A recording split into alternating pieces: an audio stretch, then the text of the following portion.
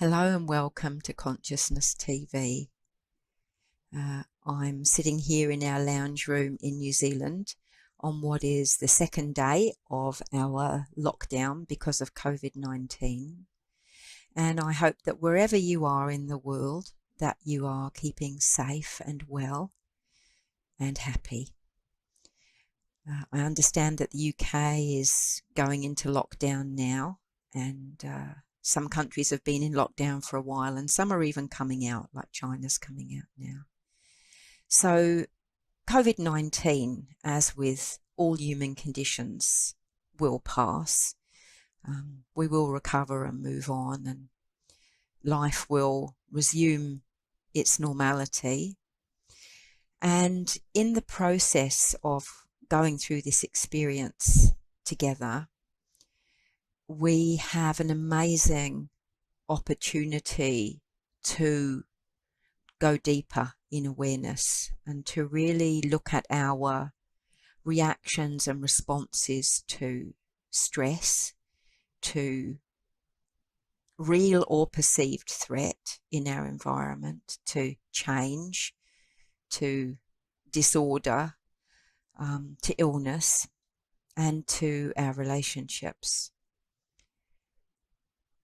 So during this period, and even prior to COVID-19 really taking hold on the planet, my inner teachers were turning my attention to the art of blessing.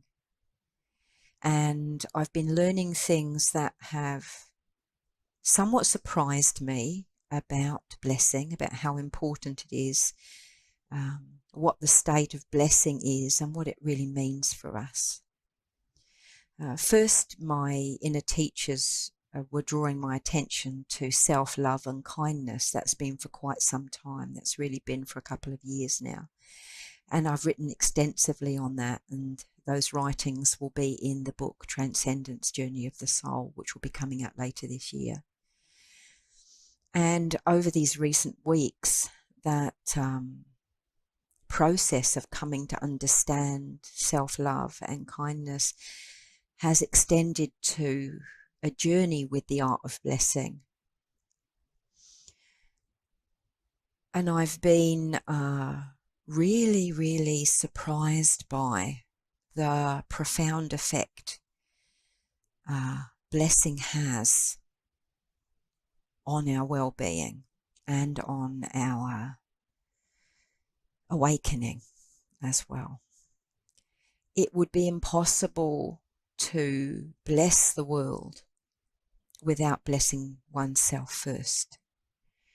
And it is impossible to bless oneself without first entering the state of blessing, which is an awakened state. It's a state of coherence, a state of oneness with the Creator consciousness, with presence, the presence that is everywhere, that is omnipresent, that in the past we would have called God, and which now we may call source consciousness, or the absolute, or the infinite field, or the quantum field. There are lots of different ways that we refer to that cosmic totality now. And in the art of blessing practice, it's important to use whatever wordings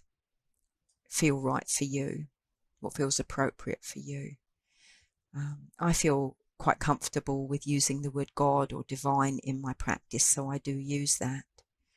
But you may not feel that way, and you can use other words that mean the absolute, or the Creator consciousness, or the intelligence of the universe, whatever that is for you. So blessing really is a state of being where we experience ourselves in perfect resonance, in perfect harmony or communion with that absolute consciousness, with that love and with that intelligence. And from a place that is far more spacious and free from fear than our normal everyday human consciousness, we can call for and receive what we need, and we can extend that wish for well-being to the world around us, to the people around us, to nature, to the planet, to all living things. So the blessing practice is an excellent way to resolve our sense of separation and our sense of duality. That idea that there is an opposing force that may have power over us, whether that is a virus, whether it's warfare and conflict, whether it's social unrest, whether it's social circumstances such as unemployment or overcrowding or limitations of possibility in our lives or our relationships. It's a chance to go beyond that world of lack, that world of loss, that world of limitation or struggle, conflict or suffering, and experience a world without those elements in it, a world that is continuously in joy, continuously in peace, and continuously in wholeness. And you'll notice that in writings like The Course in Miracles or The Art of Spiritual Peacemaking, both of which are expressions of the teachings of Jesus, the teachings of Yeshua, that our attention is being drawn to the importance of forgiveness, the importance of release, and the acceptance of a pre-existing state of perfection, despite all outer appearances to the contrary. And you may also notice similarities here with the teachings of Dr. Joe Dispenza and also Joel Goldsmith, the famous healer. Right across the board, when you really dive deeply into non-duality teachings or into the teachings of Jesus, into the teachings of the Buddha, into mysticism such as Sufism, you will notice the same themes arising, the same motifs arising again and again. And it is these motifs, these themes that we focus on and enter more deeply into in the practice of blessing. It's an active engagement with those principles of consciousness and connecting to the world where there is no suffering, the world beyond time, the world beyond matter, so that the world that appears as form, the world that appears as me and you, as this and that, as situations, people, places, events and things, can come back into resonance with that reality of complete joy and complete peace. And this is not just an emotional process, it is a miraculous process. It is, in fact, an experience of the miraculous. And so what I'd like to invite you to do today is to join with me in this blessing practice and to use it whenever you feel you need it throughout the period of the lockdown or the experience that we're sharing of the Covid-19 pandemic, and then on through into your life beyond this period. And to really deepen into this state of blessing so that it becomes a natural part of your consciousness, of your daily awareness and your life. So if you'd like to make yourself comfortable, close your eyes. I'll begin by guiding a reflection on the blessing practice, and then we will go into the blessing meditation itself. The first practice we begin with in meditation is one of kindness. It is helpful to think of stilling the mind, calming the emotions, or even choosing to sit in meditation at all as a kindness towards yourself. This kindness then ripples out into the world through the atmosphere you emanate, through your words and your actions. As you feel your body connecting to the warmth of kindness, you may wish to deepen even further into a state of blessing. In the state of blessing, we rest even more deeply in the sense of being carried by a vast, benevolent and aware presence. A consciousness that, although invisible, is ever present all around us and within us. The very fabric of our world is composed of it. It is closer than our own breath or the beating of our heart. In the beginning of the blessing meditation, you may feel a little separate from the texture and atmosphere of this presence.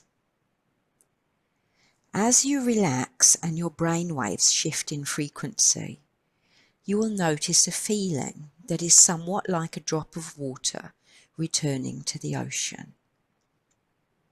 You will be aware of a transparent relationship between your sense of self and this vast and peaceful awareness. Your tensions begin to dissolve and peace fills you as you partake of the natural experience of oneness. A oneness in which your sense of self remains, yet your suffering diminishes. The blessings we use as part of this practice are an articulation of this state of being. At the beginning of the meditation, as we say the words inwardly or aloud, they invite us to imagine ourselves into a lighter, brighter and more expansive texture of experience. They draw our mind's attention from its tendency to ruminate and worry towards a state that is spacious, luminous and deeply aware. As this awareness deepens, our words of blessing become an affirmation and reflection of that luminous reality. Finally, words fall away altogether and we simply rest within the state of blessing. The art of prayer and blessing is to enter that state where the inherent benevolence of the oneness of life is felt as a living reality. This state can be most easily reached when we let go of thoughts and images in our mind, allowing it to become empty and spacious, filled only with the sense of awareness itself. In this spaciousness, all potentiality exists, all health, all abundance, and all joy. Releasing ideas or images we may hold of how things should be, or how our suffering might be resolved, gives greater freedom for good to manifest in ways beyond the limits of our imagination. We allow the vast oneness to become the doer, and our human mind, heart and body become the witness and the recipient of the blessings. Feelings of gratitude and reverence may arise spontaneously during the blessing practice. If they do, you are free to lean into them and allow them to amplify. The blessing practice extends our awareness in three directions: towards the source of existence itself, towards our human self, and towards the world around us. We begin the blessing practice by turning attention towards the oneness, relaxing and releasing the tensions we may find within ourselves, and turning the mind towards the center of the heart. As we experience the light here, it begins to naturally expand and to fill our mind-body field.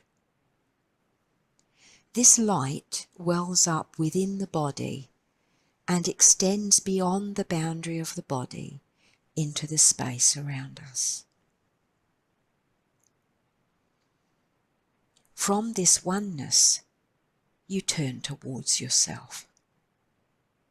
Your mind, heart, and body are the first to receive the state of blessing, restoring your sense of wholeness and awakening the recognition that you reside always within this totality. From this state, you then turn towards the world around you.